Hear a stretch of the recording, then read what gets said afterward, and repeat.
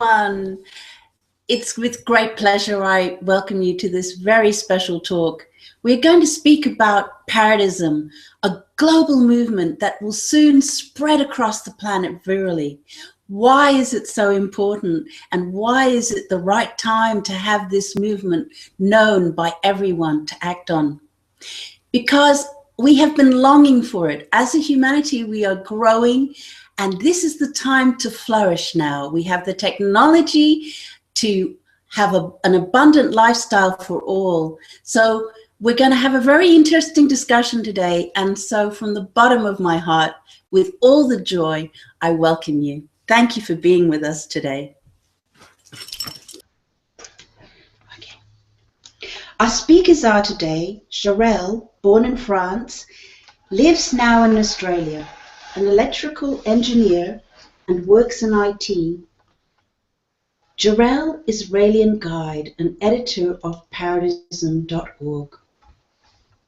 Welcome, Jarel. Mehran, PhD in molecular biology, a research fellow at Harvard Medical School in neurobiology, drug recovery and research for 15 years, is responsible for the Raelian science team. His main interests are meditation, developing awareness, spirituality, and conscious living based on science. Welcome, Mehran. Andre Julien is a guide who lives in Canada. Andre has a master's degree in aeronautical engineering and for 32 years has researched the development of new aircraft, gas turbine engines for small and medium civil aircraft and helicopters. Welcome, Andre. Hello, everyone. Paradism, it's a new system of society that will create a paradise on earth for everyone, not just a few. It is a system of society that will liberate humanity. There will be no work, no money, and no government. It's a system of society that is in total harmony with human nature. We are not made for work. Work makes us tired, bored, it makes us stressed and sick, and then we die early. So we are not meant to work. We are meant to play. Remember when you were a kid, you were 7 years old, that's the only thing you knew. You wanted to play all day. You had no concept of work. This came later when you went to school. There you became domesticated. You became an obedient worker for society to support your family, to go to work and support the system. But we're not made for that. We want to enjoy. And what happens if there is no work? How will society function, people ask. And I say it will function very well. When we have no work, that doesn't mean we stop contributing to society. We enjoy sharing our talents to the community. The artist will continue to create its art piece and offer it to the community or to a friend. The scientist will continue his discoveries. And everyone will share their talents, and it will be offered to the community. We'll contribute just like ants contribute to their society because we enjoy it. It is part of our nature. Paradism, it's a system of society that is inevitable. It is a certainty because it is deeply rooted in the subconscious of humanity. Every one of us wants to have a better life. Every one of us wants to make this place a better place. And it was true for our ancestors too. They created tools to make their life easier and better. And they created more sophisticated tools, created a machine, an industry. And now we have a technology, a fantastic technology. And we are arriving at a step, maybe the most important step in humanity history ever. You know that humanity progresses by steps. You know, you have the wheel, the printing machine, the steam engine, the television. We have been progressing by steps. Today we are entering the most important step. Maybe a step that is equivalent to all the other steps combined. The steps of the intelligent machine. The machine is becoming intelligent. What is intelligence? It's to be able to process information and create a coherent behavior, just like humans. And the machine can do just like humans. No, they can see in the infinitely big and the infinitely small. They can hear, they can smell, they can taste. We can even taste the wine now, and they can touch, they can recognize texture. It has been recently discovered. So they can do everything we can do, and they can do it even better. And most importantly, they can learn. Now we have new algorithm that allows the machines to learn.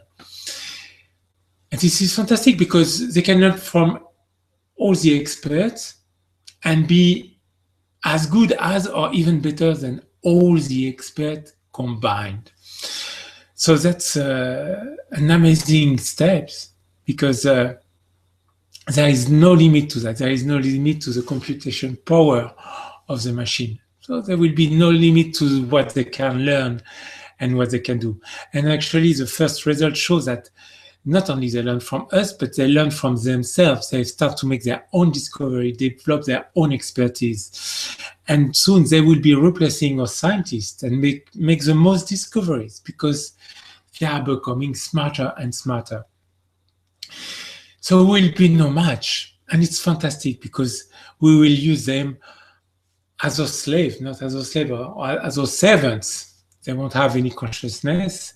They will just serve us like the machines serve us today, but they're smart machines.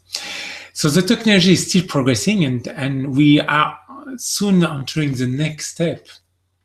This next step will be our technology will become alive. Today we are playing with cells and bacteria. We are changing their genes, and we are genetically engineers new form of life that will be able one day to produce everything we need, all the materials with all the properties we need to make everything we want. So a house will be, for example, completely biological. Everything we will create will be alive and biological, so it can be completely integrated into nature. There will be no waste because we will do the same way nature does. You know, it's just everything goes back to the ground and will be decomposed and reused by all the other living forms, and it will be part of the ecosystem. So that's fantastic. We will have this wonderful world where everything will be provided by nature, but by our own nature too, by the nature we will design to create everything we need. So Paradism is a certainty because there is no other system that will work. They will all collapse or we will end up in total destruction. Because we want freedom. We cannot live in a system that doesn't give us total freedom. I cannot say total freedom because freedom is always restricted or limited by other people's freedom. But we can maximize freedom. Paradism will be a system that will maximize freedom. So we spoke about there will be no work, no money, but there also will be no government and no politicians. Why do we need politicians when we can ask big computers anything we want, and the big computers will monitor the resources, the production and the distributions for everything we ask for, and to calculate how many roads, how many hospitals, or how much food we need. A supercomputer is much more competent at optimizing everything than any politician. A politician cannot be competent at everything. And especially because it's a mathematical problem. It's not a political problem to organize society so that we can optimize everything for everybody. It's a mathematical problem, so a scientific problem that will be much better resolved by a computer, a big computer that will take care globally of everything. So that will be the future of the government. We can have wise people, councils that give advice, that just to give the direction to take humanity higher. But we won't have a government with powers that enforce laws. For example, we don't need laws when we have the natural law. You know, today politicians produce so many laws. We don't even can keep up with them. They try to control every aspect of our life, and it's become suffocating. And we lose this freedom. Everything we want to do now, we need to ask permission for government. No, so there won't be laws, but because we have already some laws, we have the natural law. The natural law works very well. The natural law, what it is? The natural law, when you hold something, it will fall down. When you hold something and you let it, you drop something, it will fall down. When you drop something, it will fall down. That's a natural law. That's a law of gravity. It's not written. It doesn't need to be written. It is there. You don't have to have politicians get together and say everything that is dropped has to fall down. It is there. Same for everything in nature. To keep everything in harmony, we have laws. We have similar laws for animal societies and human society. For example, the law of action and reaction. If you do something wrong, expect to see the community comes to you and ask you to apologize or to repair. And if you don't, but you will be expelled by the community. It's a natural process.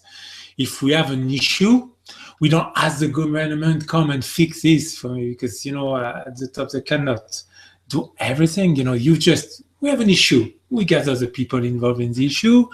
We talk, we discuss, and out of the discussion emerge solution and emerge a leader, a natural leader. They always have, in a group, they will always emerge a leader, and the people then follow the direction of the leader voluntarily, and they start to take action. It's a natural process, but we don't have to have the same people decide for everything. It has to be like a natural process. So the natural law is fantastic because it's there, you know, it's there, and it's part of our makeup, of the makeup of every individual, every human being, and the makeup of society, of community. So, and it will function very well if we let the people organize themselves in total freedom. Then if we try to control and direct everything, because with freedom comes responsibility. When we are free, we also become responsible for actions. And we take responsibility, and it will work much better. So Paradism is a system of societies that will liberate humanity. And every other system will create friction. Discussion we're having here. I'd like Mehran to speak now. Thank you, Mehran. We look forward to hearing your contribution to this discussion today. Well, thank you for inviting me. I'm happy to be here. I hope you can hear me loud and clear. If not, please let me know. I'm very pleased to be here as part of this group to talk about Paradism, because I very much love this concept of Paradism, this new philosophy that's happening on the planet. It's going to be a total transformation of human civilization on this planet. Humanity is at a very interesting time in its revolution. There have been many changes in the last 200 years, 300 years. We've had the scientific revolution, we've had the industrial revolution, we have had the internet and the information age. So we're having these revolutions one after the other, bringing radical transformation on the planet on the global scale. So it's not, at the beginning maybe it was just Europe and a few countries, but now it's global. Whatever is happening across all continents, in Africa, in India, in China. You would benefit from these changes in technology and science, and that's what is so wonderful about it. These new changes and transformation is for the whole humanity. And Paradism is just a natural progression of all these changes that are coming today.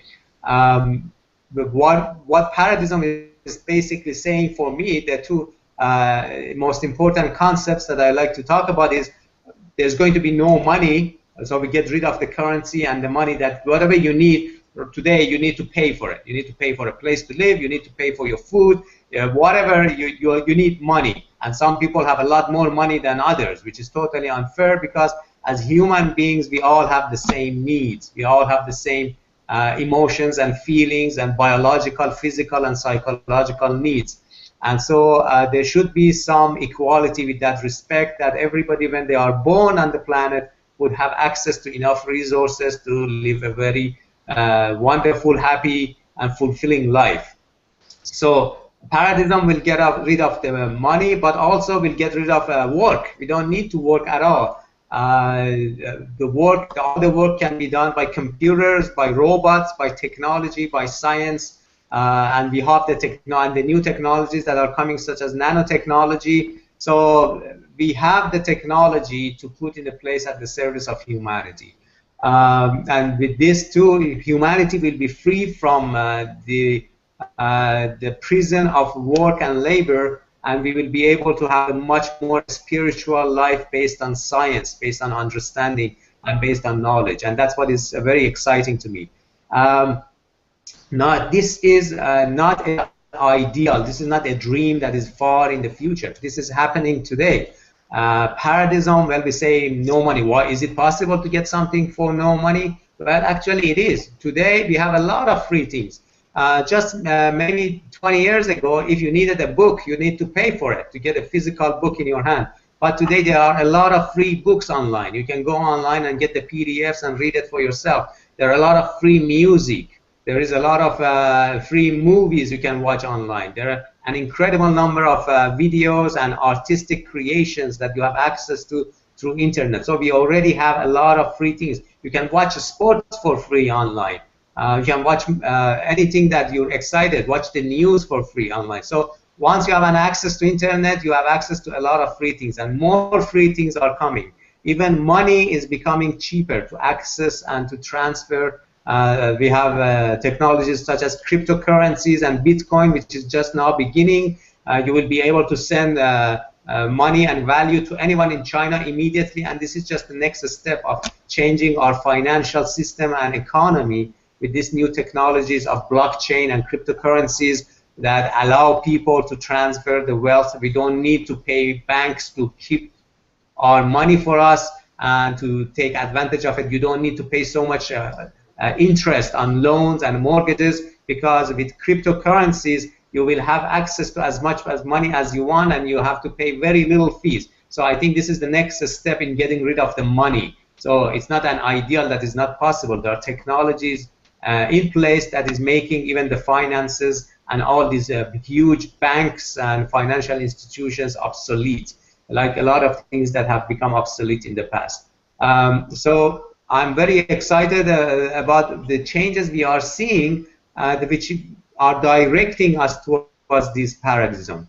And the only thing we need to do is really to promote science and technology for the benefit of humanity, not for the benefit of the select few. Because at the moment, what is wrong is actually just a simple structure of how the society is structured. There's some people at the very top that have all the power and also have access to all the wealth, and they know the wealthy people. So the rich people and the powerful people are really as just one group that are controlling all the wealth and all the power on the planet. So it's just a political situation. That is a political mistake that needs to be corrected. So everybody, 7 billion people on this planet, no matter where they live, they can have access to all the same technology and resources that everybody needs. And this is the promise of Paradism, which I'm so excited about. And it is happening. There are many evidences. We have only 1 hour tonight to talk about it. And I know you are going to ask me a few questions, and all of us ask questions. So I just want to allow other people also to bring their perspective, because there's so many different ways to look at this. And of course, 1 hour, we cannot do everything.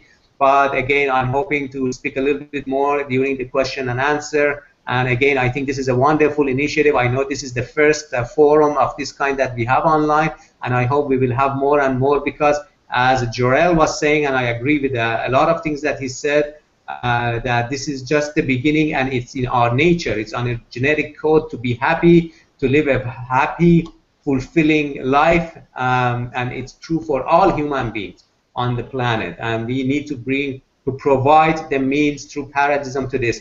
And because once this idea be understood by more people, I think all people are going to support it, and through this support, the political system is going to change and make us reach that Paradism much more quickly. Thank you. Oh, excellent, Mehran. Thank you so much for your contribution. I would love to ask Andre to speak now. Thank you very much, Andre. I'm very excited to hear what you have to say.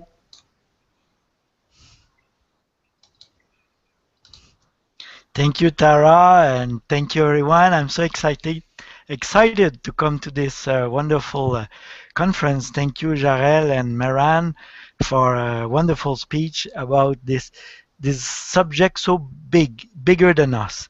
But it's our future. It's inevitable, as Jarel was saying. And what I'm going to talk more about is people have to realize this is not something for the future in 100 years. It's at our doorsteps. We just need to open the door. And I will make you hopefully realize how quickly this thing goes. Science and technology is improving at an exponential rate. What is an exponential rate? It means, for example, in the last 20 years, we have discovered more things than all in the history of humanity before that. And in the next 10 years, we will discover more things than all in the history before. And then it will be 5 years, 2.5 years, 1 year, 6 months, 3 months, 1 month. And in matter of hours, we will discover more than all before. So that's what many futurist scientists call singularity. How will we reach that? Well, it's easy to see from computer, and I will show you a little plot which talks about Moore's law. You may have heard Moore's law is about computer capacity or ability speed doubling every year or year and a half. So in the 1970s, they tried to draw this graph, and they saw that this is equivalent in transistor count. So if you like, it's the speed of a computer versus years. And you can see it's a logarithmic scale. That means you have 10,000, 100,000, 1 million here. So it changed very rapidly. So you can see it started like that, and it keeps going on like this. Even faster, there's point above this line. So that graph ended in 2011. And it started at 2,000 transistor, and now it's 2 billion transistors. So you can see, and it's going on now. We're talking about quantum computers. It's growing infinitely, and soon we will have computers so powerful. Each little computer, like a laptop, will be more powerful than a human brain. And it will not do mistake like a human brain, so it will be able to crunch more rapidly any calculation, and it will be, as Jarel was saying, able to think by itself, in a way discover things we ask him to discover. It will be able to do research on a certain subject, but analyzing huge amount of information that is too much for us, because they will be connected, these computers, in networks, and they will share the information very rapidly. So the scientific progress, exponential progress, is not only in computers, it's in many fields. And I will share another little graph, if I may. Okay. Thank you, Andre.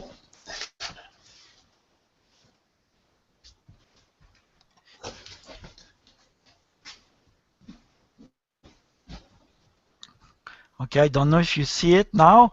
We see a exponential curve. You see, we can to explain exponential, we can do a logarithmic curve where it looks like a straight line and it's the scale that is changed exponentially, or we can make a linear scale and we can see it's curving up. So in the past, computer power was going very slowly and then it went almost vertical. So now we're at what I call the knee of the curve. We're starting to see everything accelerate very, very rapidly. It's true for computers. It's true for DNA sequencing. It used to be very long and complex. Now they can do it with machine that can do it like in minutes, and it's very cheap. Communications, now with the internet uh, and cell phone, everybody can talk to the world. Miniaturization, and that's even bigger than that. Now we are starting to make nanobots, nanotechnologies. We have 3D printing where we can, with laser and on metal, we put powder and laser can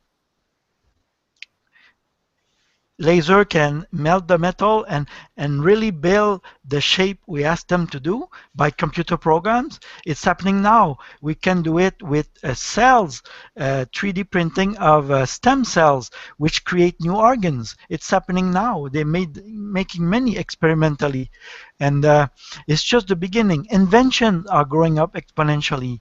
So there's no stop to, once we have a billion brains thinking, it start to pile, and then we have computers helping us, so it goes faster and faster with the computers faster. So this is just the beginning, and nanotechnology will allow us to build everything from scratch. We will have little nanobots that are programmed to build every product we want, a bit like 3D printing, but it will be even different. It will be little nanomolecules which are programs that will go get the right atoms and put them together in the arrangement we want them to be. So we will eventually be able not only to create mechanical robots with computers, which we already know that exists in Japan, that can do all the dirty work we don't want, wash the dishes. We already have that. We could have automatic cars that automatic bus with no driver. It's already being planned. It's amazing all we can do. It's at our doorstep, and the next big step will be biorobots. We're starting to create life in laboratory now. We're starting to modify the genome of plant to create a modified organism to add grow faster or have some new vitamins or properties and so on. We're making salmon grow 4 times faster in farms. So one day we will be able to create living entities like living human beings, but limited, but that will enjoy just doing what we don't like to do. And we will even be able to create sex robots if we want. Imagine most beautiful human being just to have sex with. It's scientific reality that will happen in the next 20 years probably as we reach singularity. We will be able to live in a living house. When I was a kid, I always wanted to live in a tree. Now, soon we will be able to buy a house which will be built by nanobots, and it will be alive. It will have nice carpet of living fur. So no cleaning to do, it will self-clean. So this is just to give you an example that it's happening fast. What's behind is our politician, our social system, because the science is there. And if we would take the money we spend on military to spend on use this technology for the good of everyone for pacific use, we could make a paradise within a few years. It depends on us. And I will show you another example to conclude.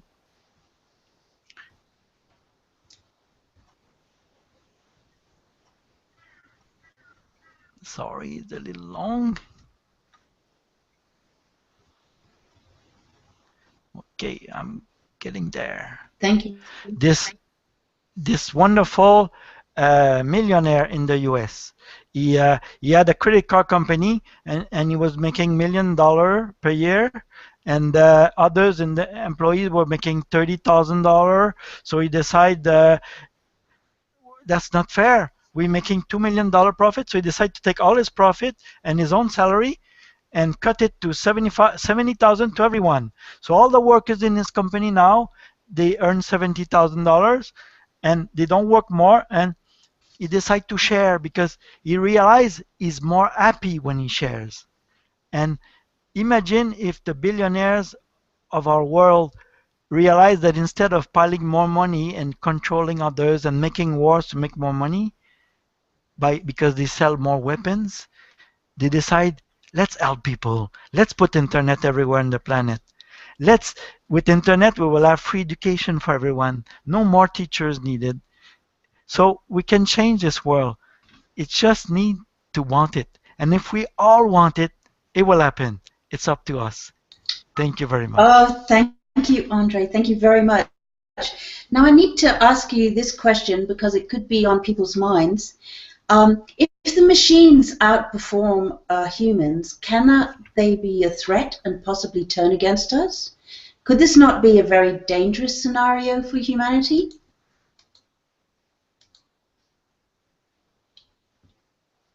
Andre?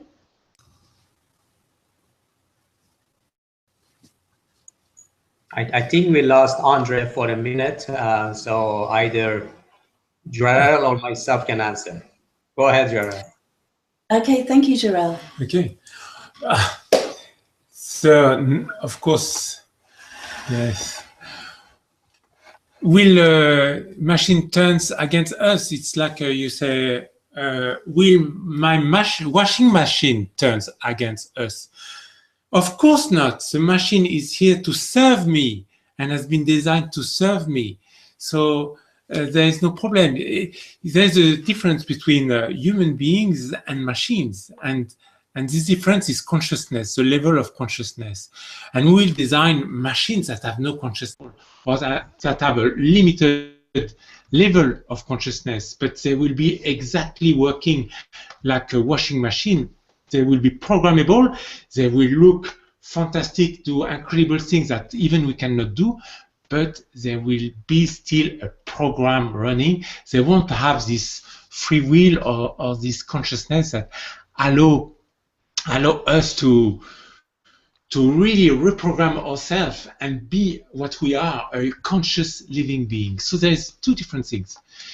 One day maybe we will be creating other form of life with consciousness, and we can also create a conscious machines, but that will be by choice and by design. We'll design machines that will work for us as slaves.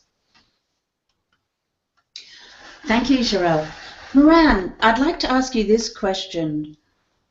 Are there any obstacles in the way of this very, very bright future for all of us? Okay, thank you for the question. I think in terms of obstacles, yes, there may be things that may appear as obstacles, but I believe they are short term because, again, it's the will and the desire of humanity, the desire of human beings, what they want. And when a large number of people want the same thing, we will get it on this planet because it's the power and the desire of the majority which determine which direction humanity will go. The obstacles that I see, I think it came up a little bit, was the concept of the politician and the old system and the old institutions we have, the old ways of doing things. So I think the biggest obstacles is our old ways of thinking and managing and leading and governing the planet and the countries, because power is like an addiction. Like money can also be like an addiction.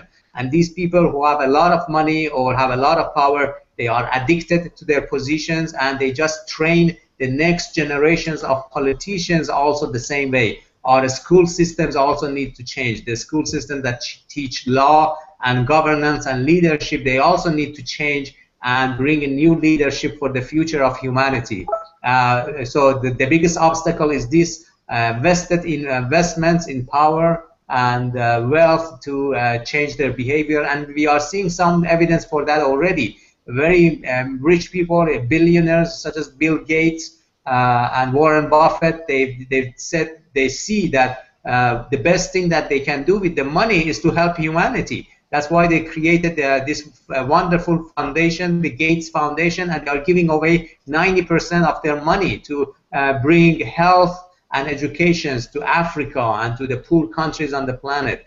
So very rich people are also becoming more conscious what is the best thing to do with their money and their power, because money is a kind of power that you can use it in any way you want. You can use the money to create arms and militaries, or you can use the money to bring education and healthcare to the poor countries. So the obstacle is short-term in my mind. It's the politicians and the old way of doing it, whether it's in politics, whether it's in banking, whether it's in education, and these things are changing already. And part of that change, again, is because of internet, because we are all connected together on one level, and we immediately see what is the best for the future of humanity.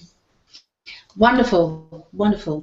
Jarel, I'd like to ask you this question. How can we go from a capitalistic society to a free society without work and money?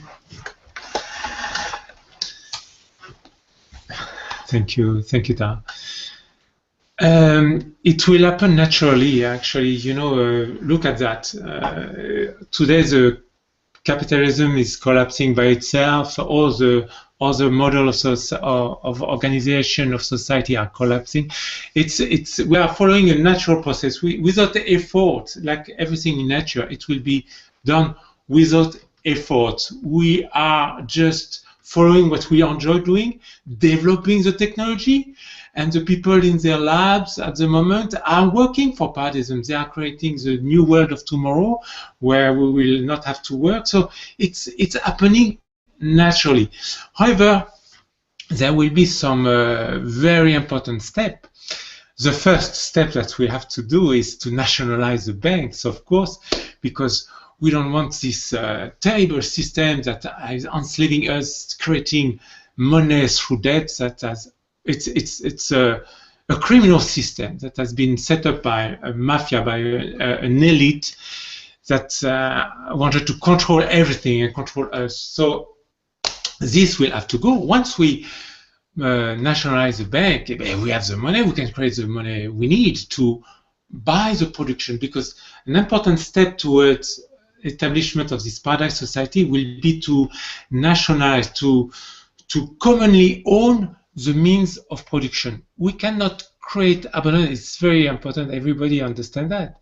We cannot create abundance if we don't own together the means of production, because the price of things is directly linked to private property. Everything we own commonly can be free, like when we own the hospitals, when we own the roads, when we own the parks, we can all enjoy it for free. So we will have to. This is one of the important things to share, to stop the system of capitalism or liberalism or free market that has been designed by the rich to enrich the rich.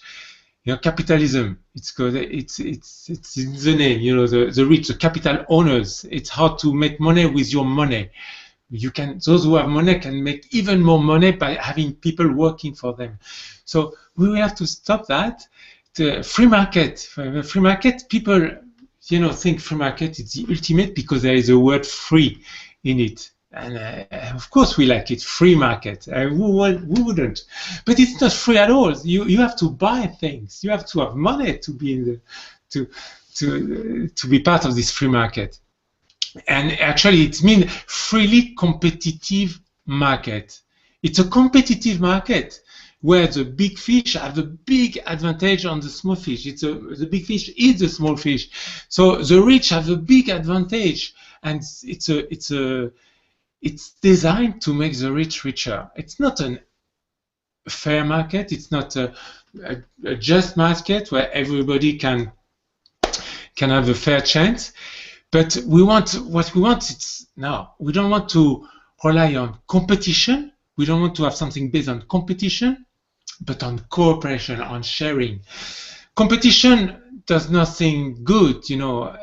Competition, look, anything based on competition will produce fights between people, between businesses, corporations, and between countries. So it's lead us to our self-destruction. So now we need to abandon the free market, abandon those policies, and start to put everything in common and share, because we need to share the benefits of this technology. At the moment, it all goes into the pocket of the rich, but we need now to redistribute the abundance that is coming. We won't be able to do that if we don't put everything in common, or, and we don't nationalize the means of production. So that's an important step. Thank you, Jarel. Wonderful. I'd like to ask Andre, what do we do with criminals and those who harm us? Thank you, Tara. Well, actually, we have a very violent society now, and why? Because violence is contagious, and we are taught violence in school, with bullying, and we are taught violence in TV. It's violence everywhere, in movies, and we see our government, they go attack other countries, so they solve everything with violence. So why is there so much violence now? It's because, first, probably half of the population on Earth doesn't have enough to live decently every day. They don't have internet. They have difficulty. Many have difficulty having food every day. Many don't have access to school. So we don't give the minimum for that every human being has a right to have: a place to live, food and water every day, sufficiently to grow, free education, access to internet. So if we give that to everybody on Earth, then right there you will suppress a big portion of the violence, which is people who are fighting for the survival. And if we get rid of the stupid law on drugs, like in the US, probably 80% of the people in the prison are people who were caught dealing with drugs. Well, remove the law that drugs is illegal, and you will save 80% of the prisoners. You know, the rest is we have to suppress the collective violence, which is the armies of the world. Do you know we spend $2 trillion every year on military? This is totally stupid. While we have children starving, millions of children starving every year, dying of hunger. This is total stupidity. When you look at Earth from afar, you say, wow, what are they doing? So we need to stop that. So this is organized violence. There will still be probably a very fine minority, very small minority of people who are sick in the head. Their brain there's something wrong, and they're violent. So, but very soon, as science is progressing, we will find how to scan the brain of these people and go fix it, such they don't feel violent anymore. But now we have a violence which is institutionalized, and we need to change that with proper education. Put peaceful people as our leader, wise people, the Gandhis, the Martin Luther King. They were not aggressive. They were true leaders. They were not elected. They were people you wanted to follow because what they were saying makes sense. They were following the natural laws that Jarel was explaining. So we need to do this. And then those who are really sick because of genetic defect, we can fix that with science. Whoa, that is a wonderful answer. Thank you so much. So Mehran, I'd like to ask you this question. What will be the new values in this new society? That's very important question, because when we are building a new system that is global and for the whole civilization, it's important to know what the important foundations and the principles and values of this new system is going to be. For me, and of course, this needs a lot of discussions and evaluation, but some of the basic ones that we can discuss is the first value for me is the value of human life. A human life is incredibly valuable, and every person who is born on this planet needs to have access to all the basic needs of a person. So the food, the shelter, the education, the entertainment, the access to science and knowledge and creativity, a means to accomplish things. All these needs to be provided for every single human being. And because we value every human being, it doesn't matter what race they are, where they were born, and under what conditions. So when this becomes one of our fundamental values, it changes the way we decide and we set laws and policies for the government, for the people. The first indication will be what can we do to satisfy all the needs of a human being, and how to make sure that every human being that's born here have equal opportunity to live a wonderful life.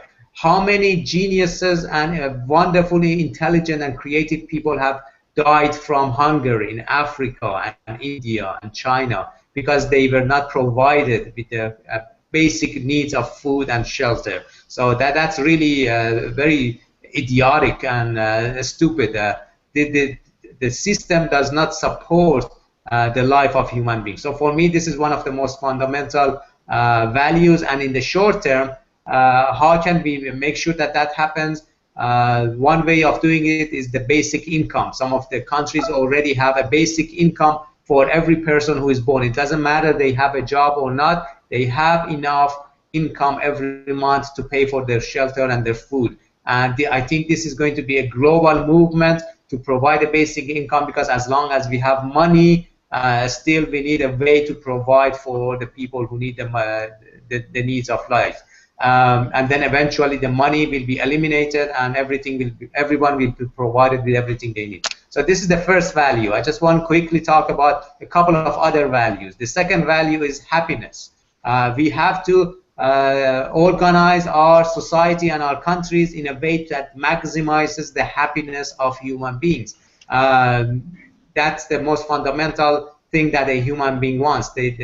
When you are happy, you can fulfill your needs. You can have incredible amount of creativity, whether the creativity is in arts, in literature, or in science and technology, or in sports, in any activity that you want. Once you have that basic happiness, you can accomplish anything that your genetic code is asking you and you desire to have. So that should become a very fundamental value in a Paradism society. What can we do? How does laws and the policies need to be placed in every sphere of human activity so that it maximizes human health and happiness and what the humans need. And the third one for me is science and technology. We also need to value science. We need to value technology, because it's only and only through science and technology that we can reach a Paradism society. It's the technology that allows us to have robots and machines to do the work, and computers to get rid of a lot of things that are done manually by human beings today. So we need to value science, knowledge, and technology, and that should be one of the fundamental values. And that comes with intelligence. Intelligent human beings who can create and who can develop science to the new eras, those need to be respected. So for me, if we start with these values, there may be more, but I think these three are some of the fundamental ones. Thank you very much, Andre. Mehran. Jarel, I'd like to come back to you. For those who have listened to this and who are interested to help, what can they do? Plenty of things. But the first thing maybe it's to talk about it. We are at the very beginning. It's exciting. We are already all over the world, which is fantastic. but we need to be more, and we need, how can we be more? Just by talking about it to your friends, to your family, and especially so using the social media, because now the internet is the nervous system of humanity. It's where the information and the new ideas spreading very fast and very far. So we have to use that. So we have already a website. You go and visit the website, get some expertise, read the article, learn how to speak about it, and share the information in social media. Go to Facebook, and that's the first step. Contact us, contact the responsible of your area, and if there is no responsible, just ask to be the one. You will be very welcome. And and then, you know, we need to reach a critical mass. I don't know, things will happen naturally without effort. At the moment, the first step is easy. We cannot see all the steps along the way. You know, when I want to go to Sydney, I just don't go in a straight line. I don't know the road. I discover the curves and the traffic light on the way as I'm going. So it will be the same. We just do the first step, then the first step is to speak and to regroup, and then we will reach a critical mass, and then that will be interesting because we will be able to make powerful action and really influence humanity. So that's what I invite you to do. Go to the website www. It might be written paradism.org, and make contact with your local responsible. Okay, so I'd very much like to thank our panel today for giving us this extraordinary information of the bright future that's ahead of us. And of course, it must be up to all of us to act on this in some way or other. And how fantastic it is going to be that we're going to be able to create a future where we can live to our fullest potential. So thank you very much for joining us. Again, thank you, our speakers today, Jarel, Andre, Mehran, and it's with great joy that I welcome you to this new humanity.